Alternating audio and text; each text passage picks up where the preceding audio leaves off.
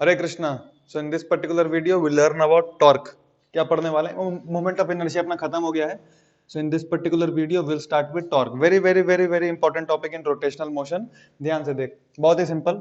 सबसे पहले एक बात बताओ, मान लो ऐसे करके एक रॉड रखा हुआ है। सबसे पहले एक बात बताओ, फोर्स का काम क्या होता है? किसी बॉडी को फोर्स क्या करता है? मूव करता है। सिंपल सा अंडरस्टैंडिंग है। फोर्स लग रहा है मतलब एक बॉडी मूव कर रहा है। टॉर्क का काम क्या है? Just like force helps in moving a body, torque helps in rotating a body. अगर एक नेट फोर्स है, सर्टेनली बॉडी मूव करेगा with a certain acceleration.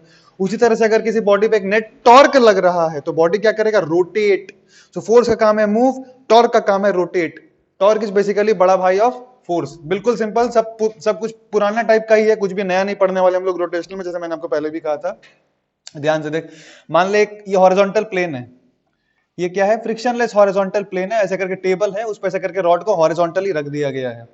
Horizontally रख दिया गया, ओके। अगर मैं आपसे कहूं, मान लो यहां पे एक फोर्स लगा रहे हैं हम 100 न्यूटन F1, दूसरा फोर्स लगाए सपोज 200 न्यूटन। क्या ये रॉड इस पॉइंट के अबाउट तो हिंज किया हुआ है? रॉड इस पॉइंट के अबाउट क्या किया हुआ है? हिंज। तो one thing is quite obvious that मान लो अगर मैंने हिंज कर दिया रॉड को इस पॉइंट के अबाउट और फोर्स लगा रहे तो भागेगा तो नहीं रॉड ऐसे करके। यहाँ पे तो हिंज कर दिए और फोर्स लगा रहे तो रॉड ऐसे करके घूम सकता है, कहीं भाग नहीं सकता, रॉड घूम सकता है। अब मेरे को बताओ कि सपोज केस 1 में फोर्स लगा रहे हैं 100 न्यूटन और सेकंड केस में फोर्स लगा रहे हैं 200 न्यूटन। कौन सा फोर्स ज्यादा एंगुलर एक्सेलरेशन से घुमा सकता है रॉड को? कौन सा फोर्स ज्यादा घुमा सकता है? बस ये बताओ। कॉमन सेंस से समझ में आ रहा है F2 ज्यादा घुमा सकता है क्योंकि उसका मैग्नीट्यूड ज्यादा है। बारी बारी से लगा रहे हैं। I am not applying both the force simultaneously, no. I am applying once F1 and then after some time I am applying F2. So certainly because F2 is greater in magnitude, F2 will produce greater effect of rotation. So certainly I can say that torque depends on the magnitude of force. Let us take another case. This you can understand using common sense. Say for example, मैं यहाँ पे F1 लगा रहा हूँ 100 Newton और and पे लगा रहा हूँ रॉड का F2 that is also 100 Newton. Which force F1 or F2 will have greater rotating effect? Which force has the greater rotating effect? If you are confused, you can imagine that आप लोग के घर में जो दरवाजा है, दरवाजा होगा आप लोग के घर में, यहाँ पे ऐसे करके दो जगह हिंज किया होता है and here is the door knob. Here is the door knob. ये जाने का रास्ता है, वहां तक गए and here is the suppose door knob. Now why the door knob is this is the hinge? सबसे पहले आइडेंटिफाई करें about which axis or about which point the door is rotating. About which axis or the point the door is rotating? The answer is about this axis. So now the doorknob is given far away from this axis of rotation. Why? क्योंकि simple सा बात है, ऐसे पकड़ के खींचना आसान है। अगर मान लो डोर नॉब यहां बना देता तो हम पकड़ के ऐसे करके जो खींचेंगे बहुत जोर का फोर्स लगाना पड़ेगा, राइट? तो यहां भी 100 न्यूटन लगाओ, यहां भी 100 न्यूटन लगाओ। किस केस में दरवाजा खोलना ज्यादा आसान पड़ता है? जब यहां पे अप्लाई किया जाए 100 Newton. It means from the point of rotation if you increase the distance, the rotating effect of the same force will increase. Therefore, in the above case which is being asked, F2 will have a greater rotating effect and therefore I can say that torque depends on R as well. What is this R? Perpendicular distance of force from point of application of force. Perpendicular distance of force from axis of rotation. From axis of rotation, उस पर depend करता है torque, ठीक है? तो torque depend कर रहा है फोर्स पे। टॉर्क इस चीज पे डिपेंड कर रहा है कि what the distance between the hinge and the point of application of the force. Perpendicular distance पे डिपेंड करता है। First case, second case, let us take a third case. Suppose for example again this rod is there which is kept in a horizontal plane, frictionless ऐसे रखा हुआ है यहाँ पे, लेकिन हिंज किया हुआ है। आप समझ पा रहे हैं सिचुएशन ना? यहाँ पे हिंज किया हुआ है। Now if I tell you that I apply a very heavy force 1000 newton, I apply here F2 equals to 20 newtons, 1000 थोड़ा छोटा ले लो, 100 newton, and here I am applying F2 20 newton. Which force will produce greater amount of torque? Torque means basically I बार बार कह रहा हूं rotating effect of force. Torque is basically rotating effect of force. It doesn't matter how much force you apply, that force should rotate the body. That will basically say that हाँ torque लगा. So now in this particular scenario, which force will have a greater torque? ध्यान से देखो, F2 will have a greater torque F1 तो घुमा ही नहीं पाएगा, क्योंकि वो तो बेसिकली रॉड को कैसे कर रहा है, खींच रहा है उस डायरेक्शन में. So therefore torque of F1 is zero. बाद में देखेंगे भी कि torque of F1 is zero, but common sense से हम समझ सकते हैं F1 is not going to rotate the rod, therefore F1 will have no torque. Very simple. Torque का मतलब देखो, रोटेटिंग इफेक्ट ऑफ फोर्स, कौन सा ज्यादा घुमा रहा है, that will have greater torque. जैसे यहाँ पे फोर्स ज्यादा था, यहाँ पे डिस्टेंस ज्यादा था, तो टॉर्क ज्यादा है. यहाँ पे तो घुमा ही नहीं पाएगा अगर F1 इधर 100 न्यूटन लगाएंगे तो. Therefore this will have no impact. What does this mean? This gives us a very important lesson. Lesson क्या है, ध्यान से सुने. Whereas F2 will certainly have some torque, तो torque of F2 is greater than torque of F1, क्योंकि F2 कुछ तो घुमा ले रहा है ना. Therefore torque of F2 is greater. Now इसको थोड़ा समझते हैं अच्छे से. Let us say for example here force F is acting at an angle of theta. What is this theta? This is the point of application of force. This is the axis of rotation. Point of application of force, and this distance is say for example r, जहां पे हम force को लगा रहे हैं on this body. Point of application is r. ठीक है. Now if I tell you which component of force, there are certainly two components. This component is F cos theta and this component is F sin theta. If I ask you a simple question, which component of force will help in this case in rotating the body, or which component of force will contribute in giving a net torque to the body? Which component? It is F sin theta, right? Because F sin theta will help in rotating the body in this sense. F cos theta is simply pulling the body. Therefore, it will have no effect in torque. Rotating effect में F cos theta will have no contribution, whereas F sin theta has some contribution. Therefore, if we can carefully analyze all these situations, we can conclude that torque depends on the magnitude of force, it depends on the magnitude of R, and it also depends on this angle. अगर आप इस R को देखो, R vector कैसा है? Basically अगर मैं इसको शिफ्ट करूं आगे, इस R वेक्टर को शिफ्ट करूं अगर आगे, तो ऐसा करके आएगा R. It also depends on the angle between F and R. अगर ये फोर्स को मैं ऐसे इसी डायरेक्शन में लगाता R के अलोंग, जैसे कि इस केस में 100 न्यूटन को लगा रहे हैं, this is my R and this is my F. If F is acting along R, it will have no torque. Whereas if the angle between F and R is 90 degree, maximum amount of torque can be produced by that force. So does the angle between R and F also matters? Yes. Therefore torque को किया गया उतना, मैं यहाँ पे कहानी नहीं सुना रहा आपको, डायरेक्टली बता दे रहा हूं कि टॉर्क का जो वैल्यू होता है that is basically R cross F. how little bit using common sense we have understood that this formula is logical. Directly proportional to R, directly proportional to F, also depends on the angle between them. So torque is equals to RF sin theta. Torque equals to magnitude wise RF sin theta. ठीक है. Okay, अब ढंग से देखो, ये आपको समझना है कि फॉर्मूला ऐसा करके है कि torque equals to R F sine theta. Let us take some examples. Now in this particular case, मैं यहां पे फिर से डायग्राम्स बनाता हूं, ध्यान से देख. Again there is a rod lying on a horizontal plane है, एमजी नहीं लेना है, ठीक है ना. इसको हॉरिजॉन्टल फ्रिक्शनलेस एक टेबल पे रखा गया है, पर एक पॉइंट पे हिंज कर दिया गया. You know meaning of hinge? Suppose I have nailed this thing, I have taken this end and I have nailed it. यहाँ कांटी ठोक दिया, this is fixed now. This cannot move, it can only rotate about this particular axis. ठीक है. Now simple सा question, suppose यहाँ पे 100 Newton का force लग रहा है and this rod has a length of say for example 3 metre. Rod का लेंथ कितना? 3 metre. I tell you now one more thing, ये अगर फॉर्मूला ध्यान से देखो, torque equals to R cross है. What is this R? यहाँ क्या बताया था आपको? R क्या होता है? Distance of application of force from the axis of rotation. ये ध्यान रखना. Remove this perpendicular, just take care of this R. What is R? Distance of this application of force from the axis of rotation. क्योंकि torque पढ़ रहे हैं ना, rotational torque के अंदर, रोटेशनल के अंदर में टॉर्क पढ़ रहे हैं. मैंने आपको पहले लेक्चर में भी कहा था जब मोमेंट ऑफ इनर्शिया पढ़ा रहे थे, moment of inertia depends on the axis of, depends on the axis. Moment of inertia हर एक्सिस के बहुत डिफरेंट आएगा. ठीक है. उसी तरह से torque, it depends on the axis which we are considering. किस एक्सिस के अबाउट हमको रोटेटिंग इफेक्ट चाहिए, तो एक्सिस तो इंपॉर्टेंट है ना. एक्सिस तो किस एक्सिस के अबाउट आपको घुमाना है किसी ऑब्जेक्ट को, वो डिसाइड करेगा अपना टॉर्क अबाउट एन एक्सिस. उस तरह से हम चुनते हैं कि हमको अपना एक्सिस तो क्लियर होना चाहिए, किस एक्सिस के अबाउट हमको बॉडी को घुमाना है. सो यहाँ पे टॉर्क अबाउट ये पॉइंट पूछ रहा हूं मैं आपसे, टॉर्क अबाउट O. समझ में आ रहा है ना? Torque will always be defined about a point. always, this is very important, this is always defined about a point. और कुछ कुछ चीज देख लेते हैं, इसका ऐसा यूनिट क्या हो जाएगा, ध्यान से देखो, टॉर्क का ऐसा यूनिट क्या होगा, आर का होता है मीटर और फोर्स का होता है newton, so newton metre, what is ऐसा unit of torque, newton metre, ठीक है। चलो, if these points are clear, quickly tell me what is the torque about O. मैं भी साथ में करता हूं, साथ में करते हैं कुछ कुछ क्वेश्चन देख।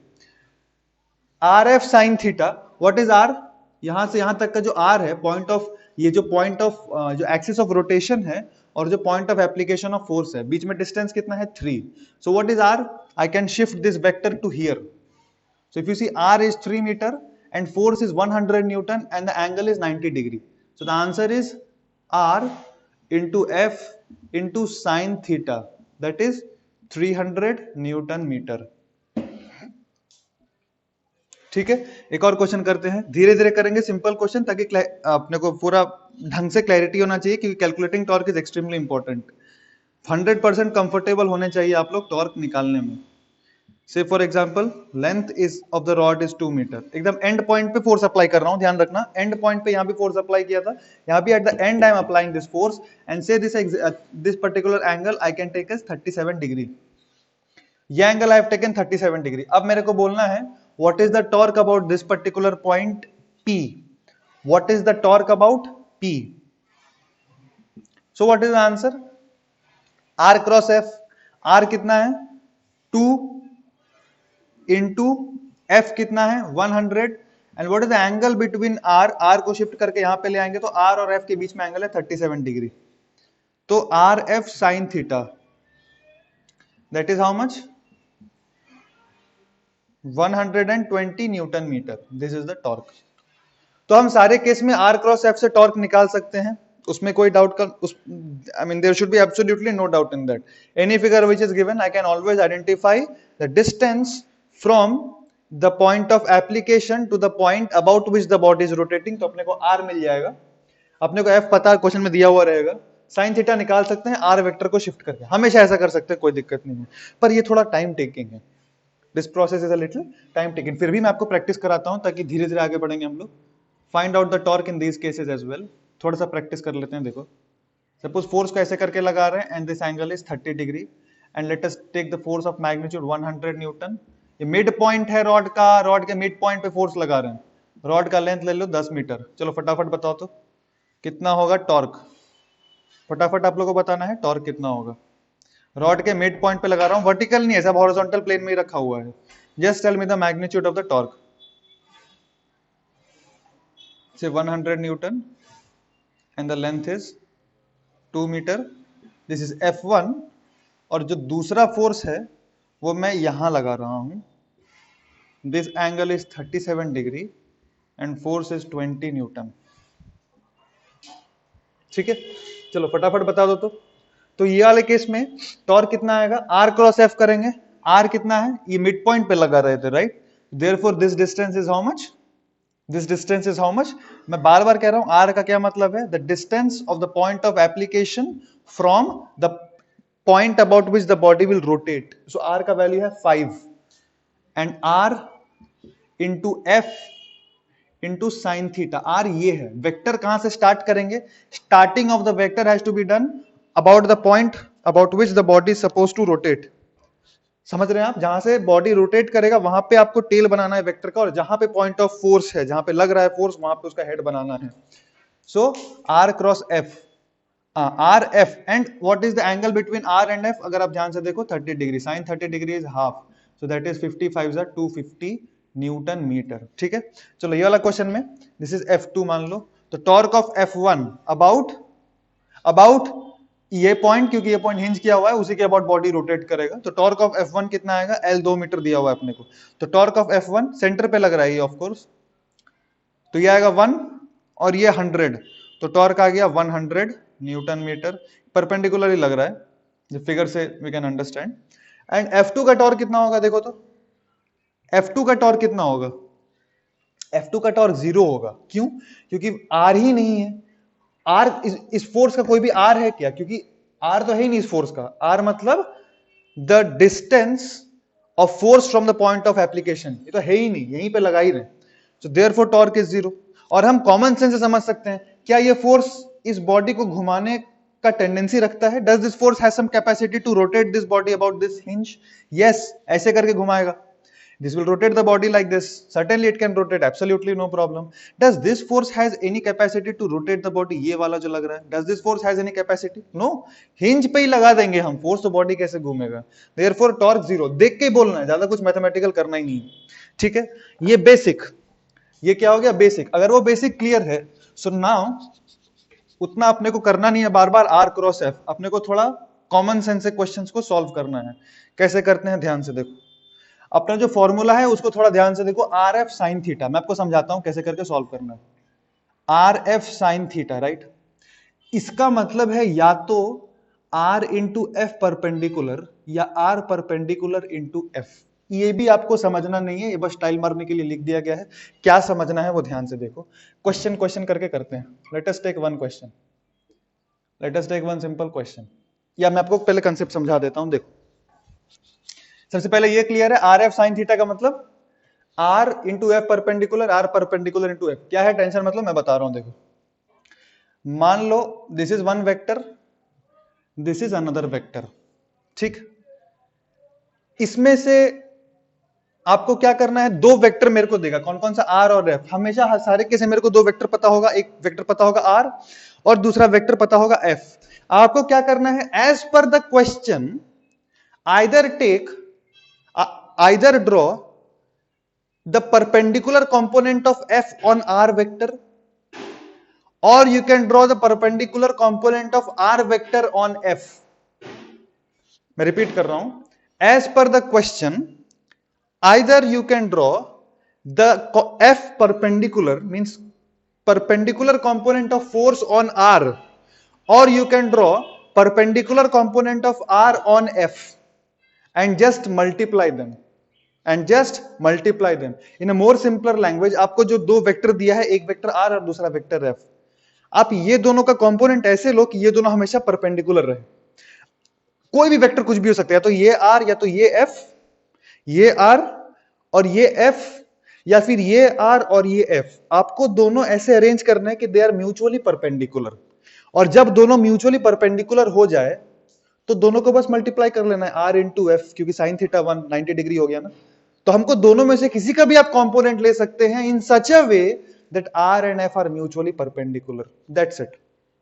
एकदम जाओगे सेट करो कि कोई भी मेरे को R और F दिया है, I have to take the components in such a way for my ease. अब component is as per your ease such that R and F should be perpendicular. इसका क्या मतलब है हम समझते हैं। मान लो ये R और ये F, तो क्या आसान है, क्या आसान है। देखो F को पीछे ड्रॉ कर लो और इस R का परपेंडिकुलर ले लो, तो ये हम निकाल लेंगे और ये फोर्स अपने को पता होगा, दोनों को मल्टीप्लाई कर देंगे। दो वेक्टर दिया है, just try to make them mutually perpendicular by taking components and then you just multiply both the numerical data to get the result. Like for example, बिल्कुल टेंशन नहीं ले, हम 10-20 एग्जांपल करेंगे इस पे ताकि पूरा क्लैरिटी आ जाए, क्योंकि ये सब केसेस में अपना जो कैलकुलेशन है that should be super fast. Torque निकालने में अपने को ज्यादा टाइम नहीं लगना चाहिए। देखो 3 मीटर, बिल्कुल वही डेटा लेते हैं। यहां पे कितना लग रहा है 100 न्यूटन, तो डायरेक्टली R क्रॉस F करना ही नहीं है। देखो R जो है और F ये म्यूचुअली परपेंडिकुलर, टॉर्क का वैल्यू आ गया 300 newton metre, simple, R into F खत्म। नाउ अब हम लोग डेट अब से जो हम लोग टॉर्क निकालेंगे उसमें हम लोग मैग्नीट्यूड का तो बात करेंगे ही, साथ ही साथ डायरेक्शन भी देख लेते हैं। देखो डायरेक्शन कैसे मिलेगा, R क्रॉस F करके मिलेगा। R कैसे है, ऐसे, this is the direction of R, and what is F? Like this.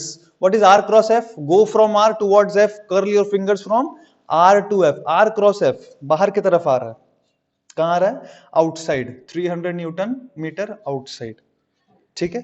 अगर बाहर वाला प्लस के कैप है तो आप प्लस के कैप भी लिख सकते हैं, जैसे भी लिख सकते हैं, आइदर आउटसाइड और प्लस के cap, whatever you are comfortable, ठीक है। ऑफ कोर्स प्लस के कैप तब लिखना जब ये x और ये y दिया हुआ हो, तब ये x और ये y मतलब x क्रॉस y प्लस के कैप होगा। तो हम फिलहाल सिर्फ आउट ऑफ द प्लेन ही रहने देते हैं, ठीक है, ओके। तो ये पहला क्वेश्चन अपने को क्लियर हो गया। दूसरा 100 newton 37 degree length 2 metre, 100 newton angle दिया हुआ है 37 डिग्री और लेंथ है 2 मीटर। ये केस में क्या करेंगे? देखो कॉमन सेंस से भी समझ में आ रहा है कि 100 का कौन सा कंपोनेंट विल रोटेट, ये वाला। तो हम क्या करते हैं, एफ, ये तो आर है और एफ को परपेंडिकुलर कर लेते हैं, दोनों को मल्टीप्लाई कर देंगे। तो ये कंपोनेंट कितना है, 100 sin 37, 100 sin 37 और लेंथ दिया हुआ है अपने को 2। कितना आंसर आ गया, 5 इंटू 20, 120 न्यूटन मीटर। किधर घुमा रहा है ये जो टॉर्क आएगा कहां आएगा, इनसाइड या आउटसाइड? आर क्रॉस एफ अगर देखो आउटसाइड आ रहा है, तो आउटसाइड। आर क्रॉस एफ अगर ध्यान से देखो, आर क्रॉस एफ तो आउटसाइड आ रहा है, तो टॉर्क का जो डायरेक्शन है दैट इज ऑल्सो आउटसाइड। ठीक है। अच्छा, एक चीज और यहां पे समझो, टॉर्क का डायरेक्शन दो तरीके से बता सकते हैं। एक तो आर क्रॉस एफ करके बता सकते हैं, पर कई सारे, या तो आर क्रॉस एफ करके बता सकते हैं, या फिर कई सारे केसेस में क्या होता है, फिगर थोड़ा कॉम्प्लिकेटेड लगता है देखने में, तो आर क्रॉस एफ करने में दिक्कत होता है। क्लास 12 में पढ़ेंगे, when a current carrying wire is kept in a magnetic field, उस समय it rotates, so that time आपको टॉर्क का डायरेक्शन समझने में आर क्रॉस एफ करने में दिक्कत होगा। आर क्रॉस एफ निकालने का एक और तरीका है, ध्यान से देखो, टॉर्क का जो डायरेक्शन होगा वो निकालने का एक और तरीका है। एक तो आर क्रॉस एफ से निकाल सकते हैं यूजिंग क्रॉस प्रोडक्ट, दूसरा जिस तरफ बॉडी रोटेट कर रहा है ना, 100 न्यूटन कैसे रोटेट करेगा बॉडी को, ऐसे, ये तो कॉमन सेंस समझ में आता है। 100 न्यूटन बॉडी को ऐसे करके रोटेट करेगा, ये तो कॉमन सेंस है, 100% क्लियर है। तो क्या कर लेते हैं कि जिस सेंस में बॉडी रोटेट कर रहा है उस सेंस में अपने फिंगर्स को कर्ल करो, जिस सेंस में बॉडी रोटेट कर रहा है उस सेंस में फिंगर्स को कर्ल करो, and you will get automatically the direction of torque, बाहर की तरफ। ठीक है। बॉडी किधर रोटेट कर रहा है वो तो देखना बहुत आसान है ना, कॉम्प्लिकेटेड कैसा भी बॉडी रहे, कितना भी मोटा चौड़ा बॉडी रहे, कैसे वो रोटेट कर रहा है ये तो देखना काफी आसान है। तो जिस सेंस में रोटेट कर रहा है उस सेंस में आप अपने फिंगर्स को कर्ल कर लो, and the direction of thumb will give you the direction of torque. उतना आर और एफ देखने का जरूरत ही नहीं है, देखना क्या है अपने आंख से, बॉडी कैसे रोटेट कर रहा है। जैसे बॉडी रोटेट कर रहा है, सपोज फॉर एग्जाम्पल फोर्स को ऐसे करके हिंज्ड है, यहां पे हिंज्ड है, ठीक है, फोर्स ऐसे करके लगा रहे हैं, तो टॉर्क का डायरेक्शन क्या होगा, आर क्रॉस एफ कर देख, सपोज इस पॉइंट के अबाउट मैं कहता हूं find the direction of torque, torque about का डायरेक्शन क्या होगा वो पूछ रहा हूं सिर्फ। तो आप देखो ये फोर्स जो इधर लग रहा है ना, due to this force, torque about this point का डायरेक्शन पूछ रहा हूं मैं।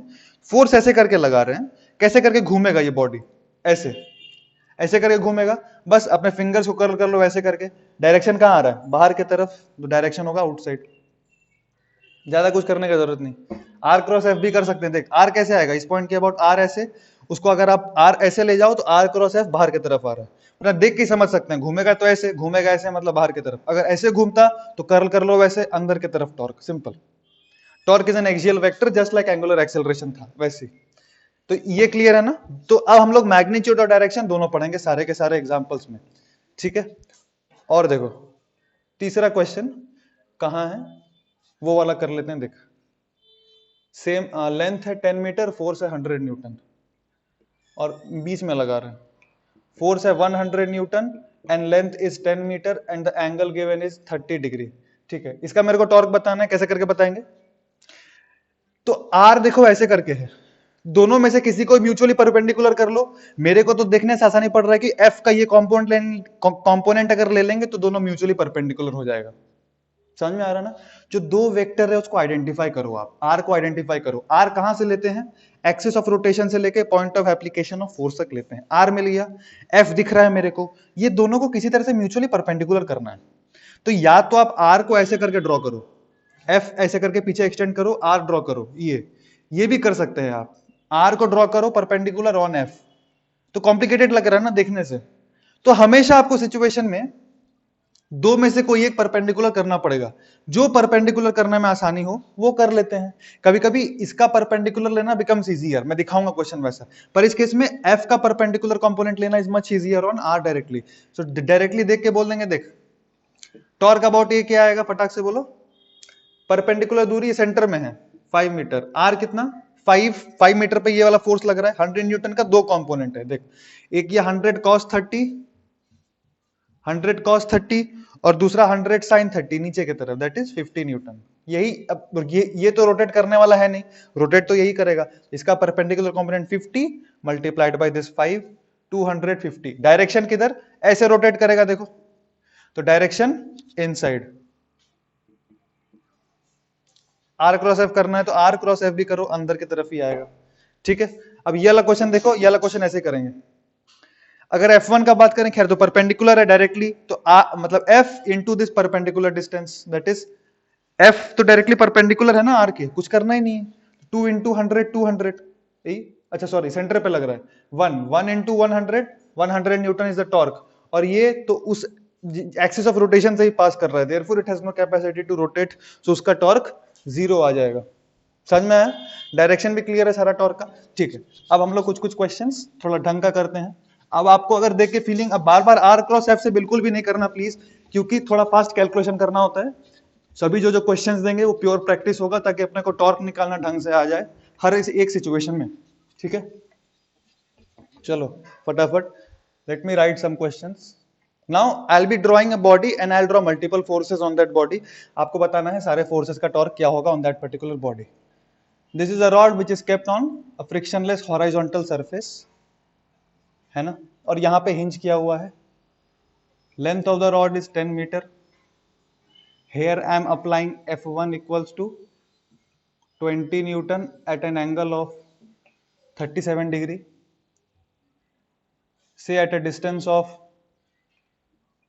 8 meter, I apply a force of 60 Newton. Yes, पहला question. So in this particular question क्या करो, find the net torque. This kept in a horizontal plane. Find the net torque. Net torque and always take this axis x. अभी जो भी question करेंगे इसको x axis मानना है, उसको y एक्सिस मानना है। टॉर्क को वेक्टोरियली लिखना है आपको। What is a torque? Vectorially. Second question ध्यान से सुन लो। This is a rod, mass of the rod दिया हुआ है आपको। Mass of the rod is 5 kg, length of the rod is 10 meter, and I am applying a force here. This angle is 53 degree. I am applying a force of, say for example, 60 Newton. ठीक है, this is kept in a vertical plane, और यहां पे hinge किया हुआ है। आपको बोला question is find the net torque at this moment. Find the net torque at this moment about hinge. About hinge, यहां भी टॉर्क नेट अबाउट हिंज। हमेशा मैं वही पूछूंगा आपसे, torque net about hinge. Net torque लिखना है आपको हमेशा अबाउट हिंज। मास दे दिया, लेंथ दे दिया, फोर्स दे दिया, ठीक है। दूसरा क्वेश्चन था। तीसरा क्वेश्चन, ये एक बड़ा सा बॉडी है, ये है एक्स एक्सिस और ये है वाई एक्सिस। ठीक है, ये एक बड़ा सा बॉडी है, एक्स एक्सिस, और ये है अपना, चलो पहले एक और क्वेश्चन कर लेते हैं फिर इस पे आऊंगा। Let us have one more question and then will come to this. ऐसे करके रॉड है, अब ये हॉरिजॉन्टल प्लेन है। This is again third question में हॉरिजॉन्टल प्लेन है, और फोर्स यहां लगा रहे हैं ऐसे 100 newton, and the length of the rod is say 5 meter, and this angle is say 37 degree. Find the torque of this force about O. क्या directly लिख दे रहा हूं, टॉर्क अबाउट O कितना होगा। हॉरिजॉन्टल प्लेन में मास वास कुछ नहीं दिया हुआ है, कंफ्यूज नहीं होना, मास वास कुछ नहीं दिया हुआ है। चौथे क्वेश्चन में, this is a ladder which is kept, and mass of the ladder दिया हुआ है आपको 5 kg, length of the ladder is 10 meter. This is kept at an angle of 37 degree. Find the torque of mg. This ladder is at rest. ठीक है, find the torque of weight. Basically मेरे को बस weight का torque बता दो कितना होगा, और यहां पे भी फोर्स लगा, ये है suppose point P and this is से पॉइंट Q। ठीक है, टॉर्क ऑफ mg बताना है, टॉर्क ऑफ P बताना है, टॉर्क ऑफ Q बताना है, बस यही 3 फोर्स लगेगा। सबका टॉर्क बताना है about Q, this point is Q। सबका टॉर्क बताना है अबाउट Q। चलो लास्ट क्वेश्चन कर लेते हैं हम लोग। लास्ट क्वेश्चन, ये एक बड़ा सा बॉडी है ऐसे करके, ये एक बड़ा सा बॉडी है। सो ये पर्टिकुलर पॉइंट पे इस डायरेक्शन में फोर्स लग रहा है। लेट अस से दिस इज 5 मीटर पे, F1 लग रहा है 20 न्यूटन्स, ये पर्टिकुलर डायरेक्शन में ऐसे करके फोर्स लग रहा है F2, this is 20 Newton's and this angle is 37 degree, this angle is 53 degree. यहां पे फोर्स लगा रहे हैं इस डायरेक्शन में F3, this is 60 newtons and let us take this angle as 37 degree. और उसी तरह ये एक पॉइंट है, यहां पे हम फोर्स किधर लगा दे रहे हैं, ऐसे करके लगा रहे हैं F4 100 न्यूटन्स एंड लेट अस से दिस एंगल एज 37 डिग्री। आपको बताना है find the net torque. Find, सबसे पहले तो इंडिविजुअल बताओ, फाइंड टॉर्क ऑफ F1, सबका टॉर्क अबाउट O बताना है, टॉर्क सबका अबाउट O बताना है। Find the torque of F1, torque of F2, torque of F3, torque of F4 and torque net. वो चार चीज अपने को करना है, ठीक है। चलो फटाक से स्टार्ट करेंगे। पहला क्वेश्चन में टॉर्क नेट बताना है, 10 मीटर दिया हुआ है, ठीक है। इसका टॉर्क कितना हो जाएगा, F1 का दो कंपोनेंट होगा, कौन सा component will rotate, this component. So directly ये वाला कंपोनेंट कितना, 20 sin 37, 20 sin 37 and this will rotate like this, so inside, so 20 sin 37 and what is the distance, पूरा है 10 and this will rotate like this, ऐसे rotate कर रहा है minus, क्योंकि अंदर के तरफ जा रहा है, ठीक है। अच्छा, और एक और फोर्स लग रहा है 60 न्यूटन 53 डिग्री पे, तो इसका दो कंपोनेंट है, विच component will rotate, 60 sin 53 will help in rotating, 60 cos 53 is passing through here only, it will not help in rotating, 60 sin 53, हाँ बोले तो 60 into 4/5 into this distance from the point of application is 8। अच्छा, इसका rotation का sense क्या है, plus k cap के along, right.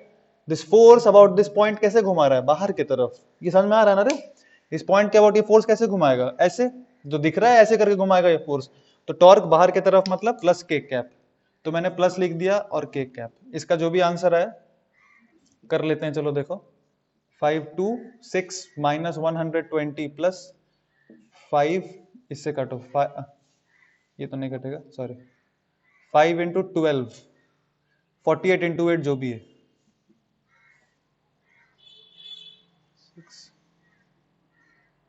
8 8 64, 638 minus 120 plus 384 के कैप, ठीक है। This is the net torque about the hinge. Let us talk of this force. ये वर्टिकल प्लेन में रखा हुआ है, ध्यान देना, वर्टिकल प्लेन में रखा हुआ है, तो अगर इसका सारा फोर्सेस ड्रॉ करेंगे mgb बनाएंगे, 50 नीचे की तरफ लग रहा है and length is given 10 metre, मतलब ये अपना है 5 मीटर। खैर, हम तो पहले इस f का अगर टॉर्क लिखे तो कितना आएगा, अगर इस f का टॉर्क लिखे तो वो कितना आएगा, चलो फटाक से देखो तो, इस f का टॉर्क कितना आ जाएगा, इस f का दो कंपोनेंट है, ये वाला कंपोनेंट और ये वाला कंपोनेंट, तो ये कंपोनेंट तो कुछ नहीं करेगा, r के परपेंडिकुलर ले लिए ये वाला, और टॉर्क ऑफ f कितना लिख दें, और f बाहर की तरफ ले जा रहा है, तो 60 sin 53 और डिस्टेंस है 10 के कैप, और ये अंदर की तरफ, ये कैसे घुमा रहा है रॉड को, वैसे, मतलब टॉर्क है अंदर की तरफ, तो माइनस फोर्स इंटू दिस, ये तो डायरेक्ट है, फोर्स 5 डिस्टेंस 5 और माइनस तो माइनस के कैप, ठीक है, माइनस लगा दिया, माइनस के कैप। इसका आंसर 5 2 जा 60 इंटू 4, 240 4 जा 480, 480 माइनस 230 के कैप, बाहर की तरफ, मतलब ऐसे करके फाइनली घूमेगा, ultimately rod will rotate like this. This is the net torque about this particular point which is being asked, ठीक है। यहां पे ध्यान देते हैं, चलो फटाक से नेक्स्ट क्वेश्चन पे, नेक्स्ट क्वेश्चन पे आ जाओ। नेक्स्ट क्वेश्चन का अगर हम बात करें 3, दिस वाज सेकंड, ओके। ये हॉरिजॉन्टल प्लेन में बोल रहे हैं एक ही फोर्स लग रहा है 100 न्यूटन। अब ये जो 100 न्यूटन लग रहा है इसका टॉर्क निकालना है, कैसे करके निकालेंगे, दो तरीके से निकाल सकते हैं आप। अगर आपने ऐसे करके सोचा है कि 100 न्यूटन का दो कंपोनेंट है, one is along this, other one is along this, so 100 Newton का ये वाला component will rotate, that is also very good, आप कर सकते हैं। कैसे करके मैं करता हूं कि ये जो 100 न्यूटन है ये पॉइंट ऑफ एप्लीकेशन है, राइट, तो 100 न्यूटन को पीछे एक्सटेंड कर लो, परपेंडिकुलर डिस्टेंस कितना आ गया फोर्स का from the point of application, 5 cos 37। मैं बार बार कह रहा हूं, दो वेक्टर देखो, ये है r, ये कौन सा वेक्टर है, आर, और ये वेक्टर है फोर्स। ये दोनों में से किसी को भी एक दूसरे के ऊपर आपको सम और the other you have to make them mutually perpendicular. आप या तो इसका कंपोनेंट लेके आर और एफ को परपेंडिकुलर कर लो, या फिर इसको पीछे एक्सटेंड करके ये पूरा वेक्टर है एफ इमेजिन करो, आर को ऐसे सोच लो तो भी म्यूचुअली परपेंडिकुलर। कौन सा ज्यादा आसान है? मेरे को तो दिख रहा है ये ज्यादा आसान है, ये आर परपेंडिकुलर हो गया और ये एफ हो गया। तो ये कितना है, 5 cos 37 multiplied by 100, direct simple answer. अरे ये जो यहाँ पे है ना, फोर्स को पीछे एक्सटेंड किया तो ये दूरी कितना हो गया, 5 cos 37, फोर्स लग रहा है 100, तो टॉर्क कितना आ गया, 5 cos 37 multiplied by 100। Sense of rotation क्या है देखो ऐसे, तो टॉर्क किधर आएगा, के कैप, कट गया 400 के कैप। ये समझ में आया ना? तो आपको मैं ये इसलिए स्टार्टिंग में बोला था कि आपको जब दो वेक्टर दिखे आर और F, essential thing is somehow or the other you have to take component and make them mutually perpendicular। Mutually perpendicular आने के बाद जो भी है कंपोनेंट्स उसको बस मल्टीप्लाई कर लेना है, आंसर आ जाएगा। This is the essence. आपको एक कैसे करना है वो, अब ये दिमाग लगाएंगे आप तो आपका कैलकुलेशन आसान पड़ेगा, वरना पे एंगल वैंगल लेने से अच्छा है डायरेक्टली दिख रहा है अपने को, 5 cos 37 लो, 100 लो, मल्टीप्लाई करो, आंसर क्लियर है ना ढंग से? ठीक है, प्रैक्टिस करते करते और क्लियर हो जाएगा। चलो ये वाला क्वेश्चन देखते हैं फटाक से, ये वाला क्वेश्चन में भी वैसा कुछ करना पड़ सकता है। F1 का टॉर्क हम फटाफट लिखते हैं, देखो टॉर्क ऑफ F1 कैसे करके लिख दें, देखो ये है R और ये है F, म्यूचुअली परपेंडिकुलर करना है ना। कौन सा आसान है कि इस R को ऐसे इमेजिन कर लो, इस R को F के परपेंडिकुलर कर लेना ज्यादा आसान है। आप समझ पा रहे हैं? दोनों में से किसी को भी एक दूसरे के ऊपर म्यूचुअली परपेंडिकुलर कर सकते हैं आप, और दोनों को मल्टीप्लाई करना है। किसको म्यूचुअली परपेंडिकुलर करना है किस पे, ये आपको दिमाग लगाना है, कौन सा करने में आसानी हो रहा है। यहां पे देख R5, तो 5 sin 53 multiplied by 20 is the torque, 5 sin 53 multiplied by 20 है ना, R परपेंडिकुलर इंटू F, ये हो गया R परपेंडिकुलर इंटू F, बस सिंपल मल्टीप्लाई कर देना है। दोनों वेक्टर में से किसी को भी एक दूसरे के ऊपर म्यूचुअली परपेंडिकुलर ड्रॉ कर लो। आप 20 को भी ऐसे करके ड्रॉ कर सकते थे, परपेंडिकुलर ऑन आर, उतना झमेला क्यों कर रहे हैं हम, जब डायरेक्टली दिख रहा है आर परपेंडिकुलर ऐसे करके है, तो R perpendicular that is 5 sin 53 multiplied by 20, that is 80।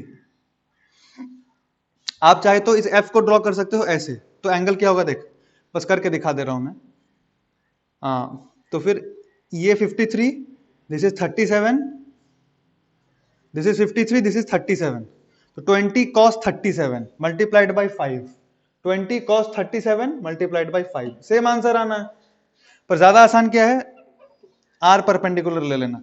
तो आपको मैं इसलिए बोला था, याद है वो वाला एग्जांपल दिया था कि कोई भी दो वेक्टर देखो कैसे करके है, आर एफ या जो भी, ये दोनों को आपको म्यूचुअली परपेंडिकुलर करना है, कैसे भी कर सकते हैं। तो कैसे कर लें, इसको पीछे इमेजिन कर लो और इसका कंपोनेंट ले लो इस पे, इसका कंपोनेंट ले लेते हैं इस पे, तो ज्यादा आसान पड़ेगा। तो F cos theta into R करना ज्यादा आसान है इस केस में।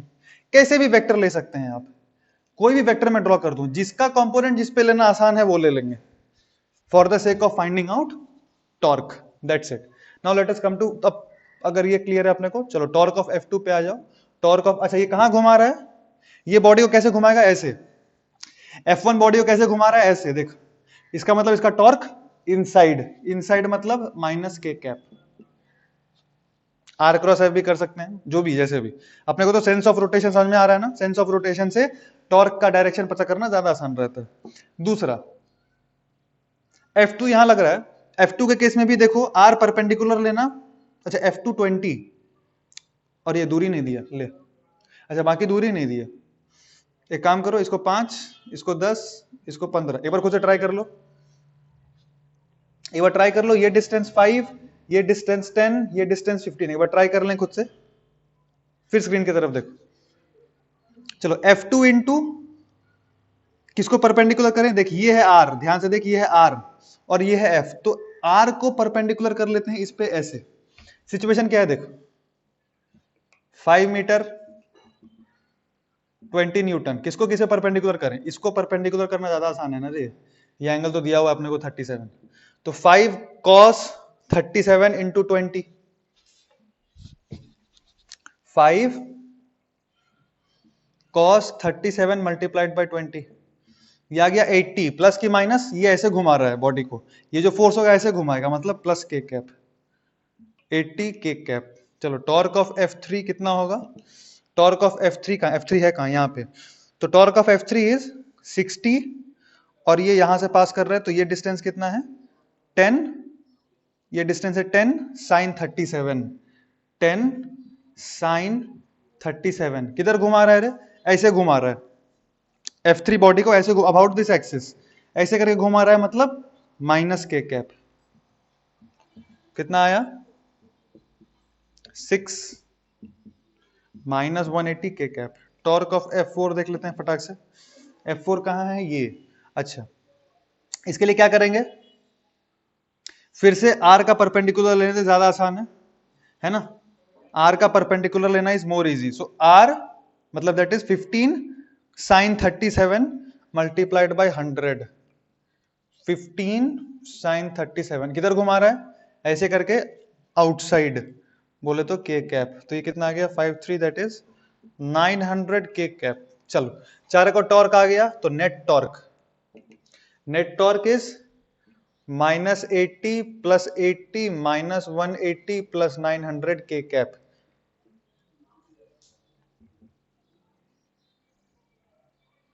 इतना k cap newton metre. Clear, torque लेना ढंग समझ में आ रहा है ना, कैसे करके लेना है, कोई भी दो वेक्टर है।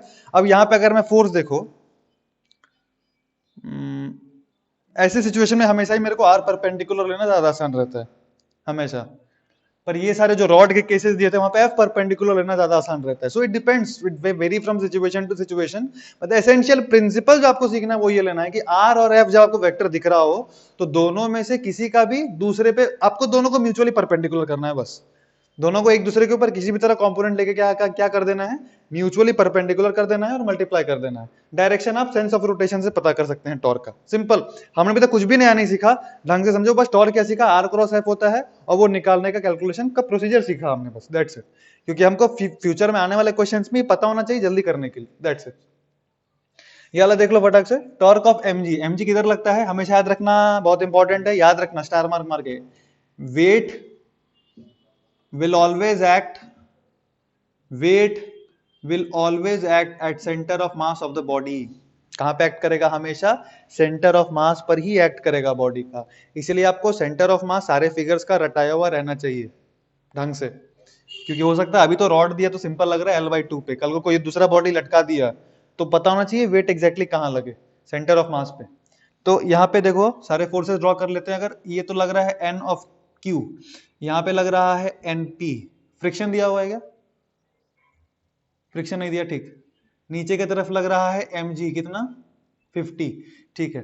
Torque of mg about q, बहुत सीधे में बोल देता find the torque of mg, तो निकाल पाते क्या, अरे पता ही नहीं किस पॉइंट के अबाउट निकालें तो कैसे निकालेंगे, torque of mg about this point अगर बोल दे तो 0, torque of mg about p कितना होगा, p तो दिया हुआ है, torque of mg about this point x कितना होगा, अरे 0 हो जाएगा, mg वहीं से पास हो रहा है। अरे torque of mg about x कितना होगा, फोर्स इंटू परपेंडिकुलर डिस्टेंस, या जो भी फोर्स इंटू डिस्टेंस, तो डिस्टेंस तो है ही नहीं, वहीं से पास कर रहा है फोर्स। जब किसी पॉइंट ऑफ, जिस पॉइंट के अबाउट हम इमेजिन कर रहे हैं बॉडी रोटेट कर रहा है और फोर्स उसी पॉइंट से पास कर रहा है, तो थोड़ी बॉडी को रोटेट कर पाएगा, आर ही 0 है इस केस में, फोर्स तो वहीं से पास कर जा रहा है उस पॉइंट से, तो टॉर्क 0 है mg का। होता अगर इस पॉइंट के अबाउट पूछा इस पॉइंट के अबाउट, तो क्या करेंगे, देखो mg ऐसे करके लग रहा है और r ऐसे करके, r का वैल्यू कितना रहे, लेंथ 10 है तो ये 5 मीटर पे लग रहा है ये फोर्स, ठीक है। तो क्या करते हैं 5 cos 37 ले लेते हैं, परपेंडिकुलर, दोनों को परपेंडिकुलर कर रहा है ना r और f को, तो r परपेंडिकुलर ऐसे ले लेते हैं तो आला आसान पड़ेगा, तो 5 cos 37 multiplied by 50, 5 cos 37 multiplied by 50, ये आ गया 54 सा 200। अच्छा किधर घुमा रहा है, ये जो mg किधर घुमाएगा, q के अबाउट, ऐसे मतलब आउटसाइड, दैट इज के कैप, न्यूटन मीटर जो भी। Torque about p, torque of p about q कितना आएगा, टॉर्क ऑफ p बोले तो np ऐसे, और np जो लग रहा है तो इस पॉइंट से परपेंडिकुलर डिस्टेंस कितना है 10 sin 37, so np multiplied by 10 sin 37 that is 6 NP, और ऐसे करके घुमा रहा है। ये जो NP है Q के अबाउट कैसे घुमा रहा है, ऐसे ऐसे मतलब इनसाइड, मतलब माइनस के कैप, ठीक है। Torque of Q about Q 0, ये तो इस Q का जो नॉर्मल है वो तो वहीं से पास कर जा रहा है, therefore torque of Q about Q is 0, ठीक है। तो ये बेसिक डिस्कशन है कैसे करके हम टॉर्क निकालते हैं। आई होप क्लियर हुआ ना सब कुछ, कि R का हमको कंपोनेंट लेना है कि F का कंपोनेंट लेना है, that will be decided as per the situation, ठीक। एक और चीज मैं आपको दिखाता हूं प्रैक्टिस के लिए, चलो, because this is extremely important, इसके बिना तो अपना रोटेशनल में काम ही नहीं चलेगा। So therefore just one more question I will give you for practice, and then will proceed ahead towards some theory portion, ठीक है। देखिए, one last question I am asking you. Vertical plane में इस रॉड को रख दिए हैं ऐसे, this is a vertical plane, length 10 metre and mass 5 kg, length 10 metre and mass 5 kg। यहां पर हम फोर्स भी लगा दे रहे हैं, यहां हम फोर्स लगा रहे हैं suppose 20 Newton. Eight the and point of the rod I am applying this force of 20 Newton like this, और इस इंस्टेंट ऑफ टाइम पे ये 37 डिग्री पे है, ठीक है, 37 डिग्री पे है, और यहाँ एकदम एंड पे हम 20 न्यूटन लगा रहे हैं। Now I am asking you find the torque of mg, find the torque of this force and find the net torque. चलो फटाफट स्टार्ट करो और ढंग से देखो, करके देख लियो एक बार। टॉर्क ऑफ mg, तो पहले mg पता होना चाहिए लग किधर रहा है, mg किधर लगेगा, सेंटर पे, नीचे के तरफ, कितना मैग्नीट्यूड 50। अच्छा, टोटल लेंथ है 10, तो ये डिस्टेंस कितना है 5, इसका टॉर्क कैसे निकालेंगे, इसका टॉर्क कैसे निकालेंगे, देख 50 ऐसे करके लग रहा है, और परपेंडिकुलर कितना है 5 cos 37, आप समझ रहे हैं। इसको मैं पीछे ड्रॉ करूंगा अगर mg को, तो डिस्टेंस कितना है perpendicular from the force vector 5 cos 37, 5 cos 37 multiplied by 50, कितना आ गया ये 200। अच्छा, किधर रोटेट कर रहा है mg, ऐसे करके, mg जो इधर लग रहा है, तो इस पॉइंट के अबाउट mg कैसे घुमाएगा, ऐसे ऐसे, मतलब माइनस के कैप। ये torque of mg, torque of f कितना आया, ध्यान से देख, f ऐसे करके लग रहा है, f को हम थोड़ा एक्सटेंड अगर करें तो r परपेंडिकुलर कितना है, यहां से यहां तक कितना है दूरी, 10 cos 37, पूरा लेंथ है ना भैया 10, तो 10 cos 37 multiplied by this, 10 cos 37 multiplied by this force that is 20, कितना आएगा 5 4 जा 160। और ये किधर घुमा रहा है, ऐसे, ये 20 न्यूटन कैसे घुमा रहा है इस पॉइंट के अबाउट, ऐसे ऐसे, मतलब आउट ऑफ द प्लेन, के कैप। टॉर्क नेट कितना आया 160, ये 50 गया है, अच्छा वेट का डायग्राम था 50, तो 160 माइनस 200 इज माइनस 40 के कैप, खत्म, सिंपल। एसेंशियली मैं ये बताना चाह रहा था कि mg सेंटर पे एक्ट करेगा, और ये l/2 लेके करना है ना, 5 cos 37, वहां कैलकुलेशन मिस्टेक मत करते ना कि 10 cos 37 ले लेना, बस वही एसेंस था मेरा यहाँ पे आपको ये चीज समझाने का। तो हमने अभी तक क्या सीख लिया, हमने अभी तक ये सीखा कि टॉर्क निकालते कैसे हैं, कोई भी फोर्स का, कल को कैसा भी सिचुएशन अगर बना दे, हमको अगर फोर्स दिख रहा है, और जिस पॉइंट के अगर पूछा कि ये पॉइंट ऑफ रोटेशन है, ये पॉइंट ऑफ रोटेशन नहीं भी है, तो अगर आपको किसी भी पॉइंट के अबाउट टॉर्क पूछ ले, जरूरी नहीं कि हमेशा पॉइंट ऑफ रोटेशन के अबाउट टॉर्क पूछता है, किसी पॉइंट के अबाउट भी टॉर्क पूछ सकता है। जैसे फॉर एग्जांपल रॉड को यहाँ पे हिंज किए हुए थे हम, रॉड को यहाँ पे हिंज किए, अब जाहिर सा बात है फोर्स अगर हम ऐसे लगाएंगे, मान लो फोर्स का वैल्यू है 10 Newton and this angle is 37 degree, and let us say the length of the rod is, let us say the length of the rod is 10 meter। तो अगर आपको बोला फाइंड द टॉर्क, तो ये गलत है, अब वो पॉइंट स्पेसिफाई करना चाहिए जिस पॉइंट के अबाउट टॉर्क का बात हो रहा है। By default usually always 90% we calculate the torque about hinge, because naturally if you apply force like this, the rod will rotate about the hinge only, there is no doubt in it, there is absolutely no doubt that the rod will rotate about the hinge, very much clear. But question can be asked, find the torque about the midpoint of the rod. There is nothing wrong in asking, there is nothing wrong in asking that find the torque about the midpoint of the rod, absolutely correct question। तो क्या होगा, फिर से वही चीज, ये distance कितना 5 metre, सो f का ये कंपोनेंट लेना ज्यादा आसान है ना, दोनों को परपेंडिकुलर करना, this is f, sorry this is r, and this is basically f sin 37 degree, f cos 37 तो कुछ नहीं करेगा, F sin 37 degree is the mutually perpendicular component. F sin 37 बोले तो 3/5 and F is 10 and what is R about from this point, that is 5. So the answer is 30 newtons. Plus or minus about this point also, this is rotating like this only. इस point के about ये जो force है कैसे rotate कर रहा है body को, ऐसे मतलब curl your fingers in the sense of rotation coming outside. तो कोई जरूरी नहीं कि आपको इस पॉइंट के अबाउट पूछे, किसी पॉइंट के अबाउट ही पूछ सकता है. हाँ, फॉर सॉल्विंग द क्वेश्चंस, आगे जैसे हम क्वेश्चन सॉल्व करेंगे तो जनरली होता है कि इस पॉइंट के अबाउट ही निकालना रहता है हमको, there is no doubt about it, but conceptually किसी पॉइंट के भी अबाउट पूछ सकता है. ठीक है, अब ये हो गया डायग्रामेटिकली. और दूसरा टॉर्क बेसिकली होता है आर क्रॉस एफ. तो क्रॉस प्रोडक्ट से निकाल सकते हैं ना हम लोग. क्रॉस प्रोडक्ट निकालना आता है आपको. जैसे फॉर एग्जांपल मैं कहा कि एक पॉइंट है जिसका पोजीशन वेक्टर है 2i cap plus 2j cap और वहां पे फोर्स लग रहा है 10i cap minus 2j cap. मान लो ऐसे करके एक फोर्स लग रहा है 10i cap minus 2j cap. So find the torque of this force, find the torque of this force about origin. Find the torque of this force about origin.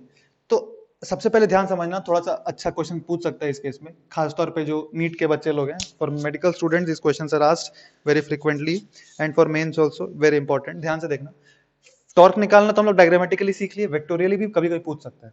तो torque of this force about origin. Okay, जिस point के about torque निकालते हैं क्या उसी को tell of the vector लेते हैं. आर में बताया था टॉर्क इक्वल्स टू क्या होता है, आर क्रॉस एफ. तो मेरे को F तो दिया रहेगा क्वेश्चन में, ये R क्या होता है, what is this R? This R is position vector, नहीं बोलेंगे उसको.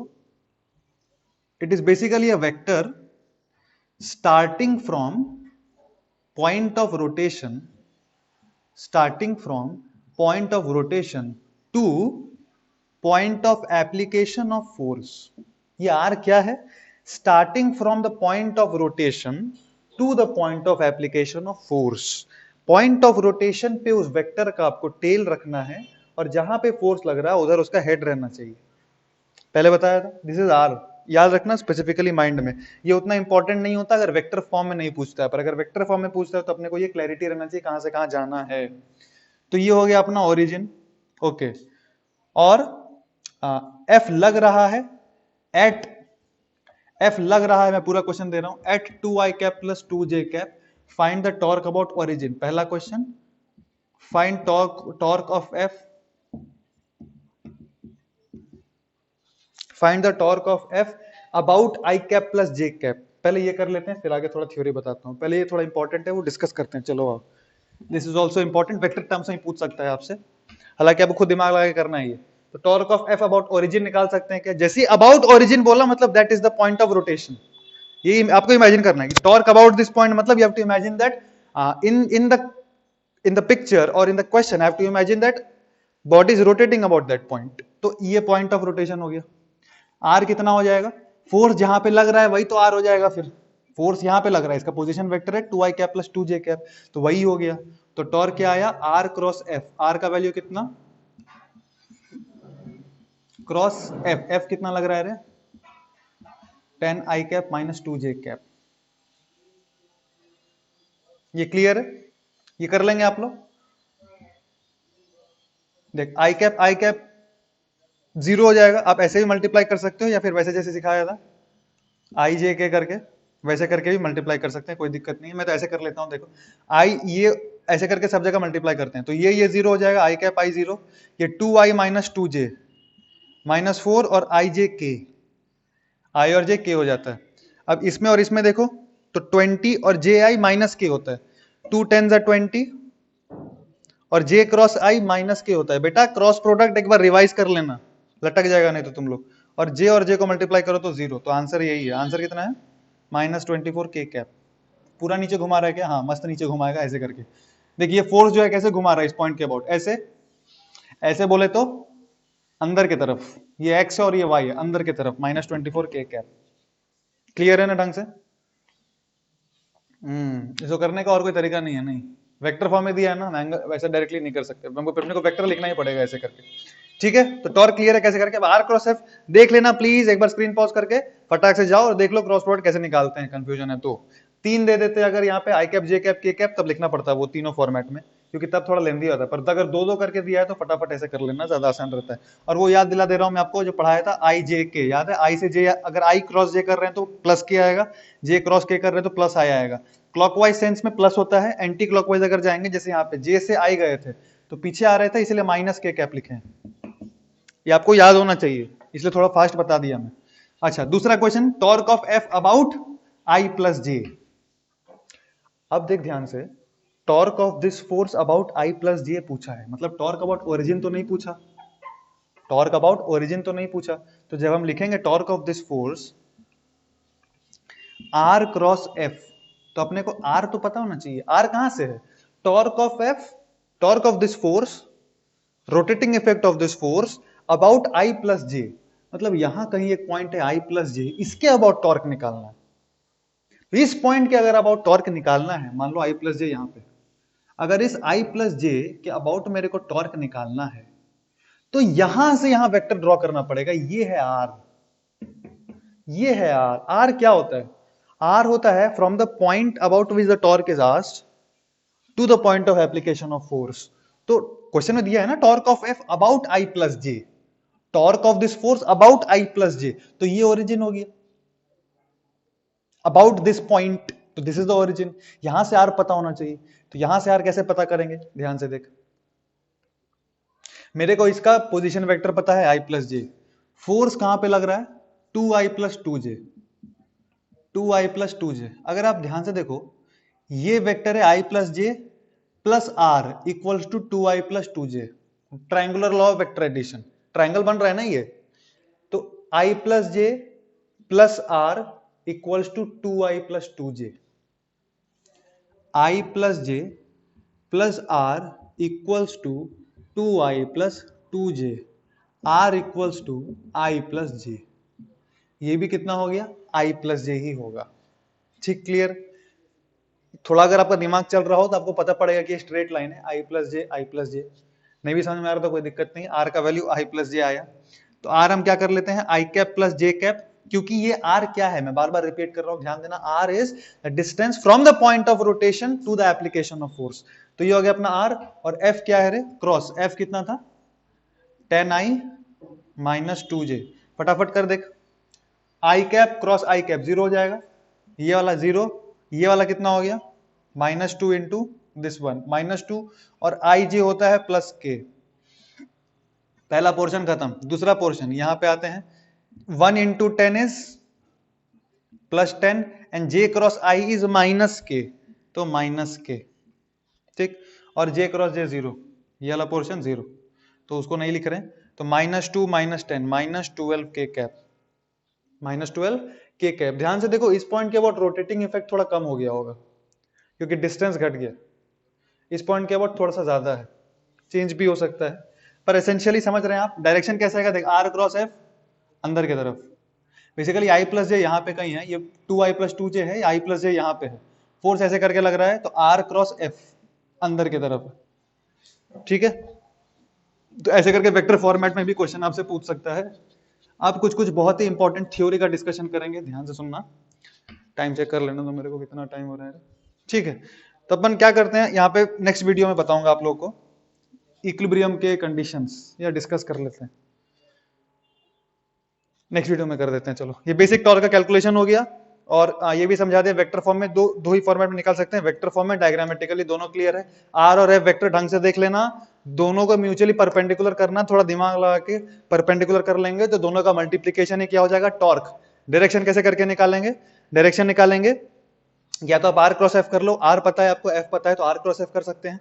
या देख लो कि वो जो फोर्स है बॉडी को किस सेंस में रोटेट कर रहा है, जिस सेंस में रोटेट करेगा ना बॉडी, उस सेंस में अपना फिंगर्स को कर्ल करो, and the direction of thumb will give you the direction of torque. Simple. क्योंकि कॉम्प्लिकेटेड फिगर्स में क्या होता है, कहां से आर लेना है और एफ, तो आर क्रॉस एफ थोड़ा कॉम्प्लिकेटेड हो जाता है। पर आपको दिख रहा है कोई भी बॉडी जैसे भी घूम रहा हो, कोई बॉडी सपोज 3D में घूम रहा है ऐसे करके, सपोज ये मार्कर ऐसे करके घूम रहा है, समझ, ये ना ही ऐसे घूम रहा है मार्कर, ना ही ऐसे घुमा रहा हूं मैं इस मार्कर को, कैसे घुमा रहा हूं, सपोज ये प्लेन में घुमा रहा हूं ऐसे, लाइक दिस। तो टॉर्क का डायरेक्शन क्या होगा? घूम तो रहा है ऐसे करके। अब देखो सेंस क्या है घूमने का, ऐसे, तो ये जो थंब है ये direction of torque, simple, this is the direction of torque. R cross F करने से भी वैसा ही कुछ आना चाहिए। So using sense of rotation also you can tell the direction of torque.